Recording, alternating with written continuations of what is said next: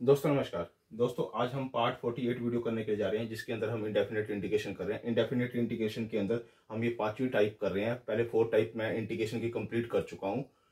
पहले आप इस कंसेप्ट पे आने से पहले आप डिफरेंशिएशन का कंसेप्ट पूरा कंप्लीट देख लीजिएगा। जो डिफरेंशिएशन का जो कंसेप्ट है, मैंने वो 1 से लेके 67 पार्ट तक की वीडियो को कंप्लीट किया हुआ है। वहां का वो आपका बेस सब कुछ क्लियर हो जाएगा। फिर उसके बाद आप इंटीग्रेशन के कंसेप्ट पे आना, क्योंकि इंटीग्रेशन का कंसेप्ट डिफरेंशिएशन के साथ रिलेट करता है। तो ही इंडेफिनेट इंटीग्रेशन को एंटी डेरिवेटिव बोलते हैं और प्रिमिटिव बोलते हैं।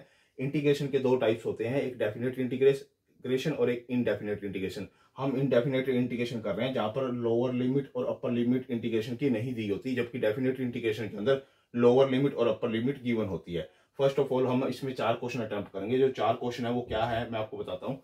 इंटीग्रेशन dx अपॉन में x स्क्वायर प्लस में 4x प्लस में 7, ये जो हमें गिवन है, इसको फर्स्ट ऑफ ऑल मुझे इसको जो ये है इसको नीचे हम मुझे फॉर्म बनानी है एक्स स्केयर प्लस में ए स्केयर या एक्स स्केयर माइनस में ए स्केयर, या फिर उसके ऊपर रूट एक्स स्केयर माइनस में a square root x square plus में ए स्केयर। मतलब इस तरह की नीचे कोई भी फॉर्म बन जाए या सिंपल फॉर्म बन जाए, ताकि मेरे पास जो आइडेंटिटी थी, जो मेरे पास बेसिक फाउंडेशन थे, जो मैंने आपको रूल और रेगुलेशन बताए थे 40 वीडियो के अंदर, 40 और 41 के अंदर, वो यहाँ पर डायरेक्ट इंप्लीमेंट हो जाए। तो मैंने क्या किया, 7 को ऐसे ब्रेक किया, 4 प्लस में 3 में ब्रेक किया, ताकि ये वाली 3 टर्म्स एक परफेक्ट स्केयर बन जाए और इसको मैं एक परफेक्ट स्केयर अलग से बना लूं।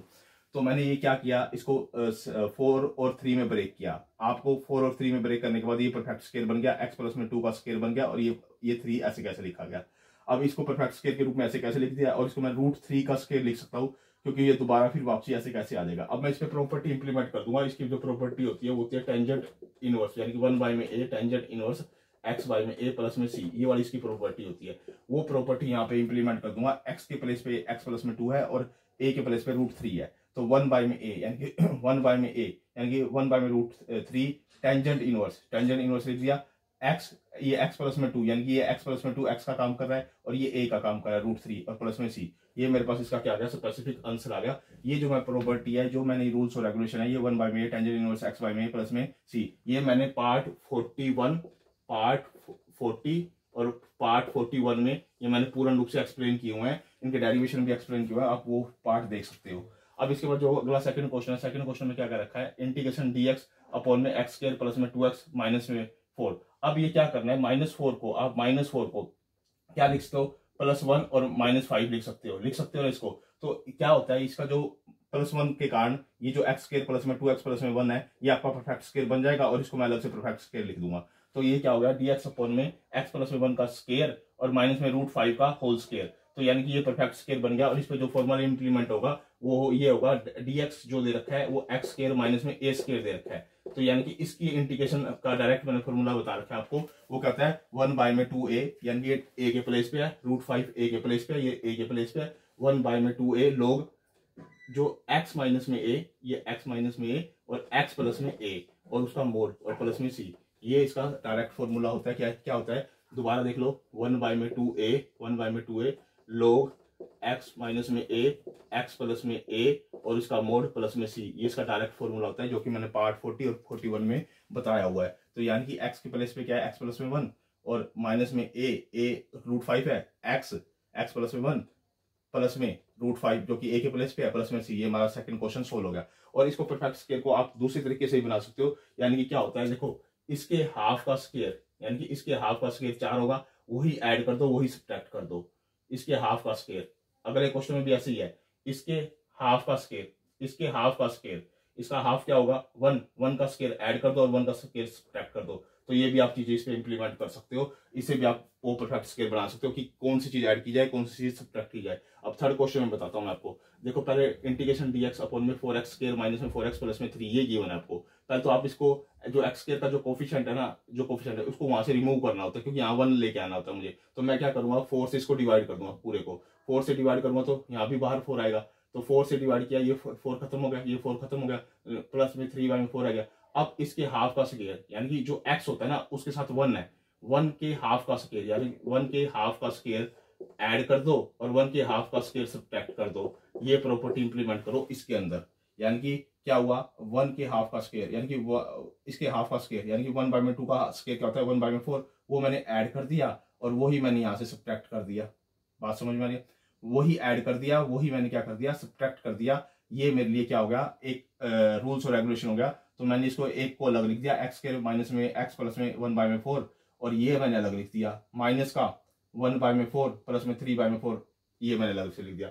अब ये जो परफेक्ट स्केयर बनता है वो एक्स माइनस में 1/2 का परफेक्ट स्केयर बनता है, और ये जो बचता है ये 1/2 बचता है। अब इसको मैं इसको भी परफेक्ट स्केयर के रूप में लिख लूंगा 1/2 को, ये तो परफेक्ट स्केयर है ही है। एक्स माइनस में 1/2 का स्केयर, ये तो परफेक्ट स्केयर है, प्लस में 1/√2 का स्केयर, इसका परफेक्ट स्केयर ये बनता है। अगर इसको मैं कट करूंगा तो मेरे पास वापसी यही आ जाएगा, यानी कि 1/4 ये है हमारे पास।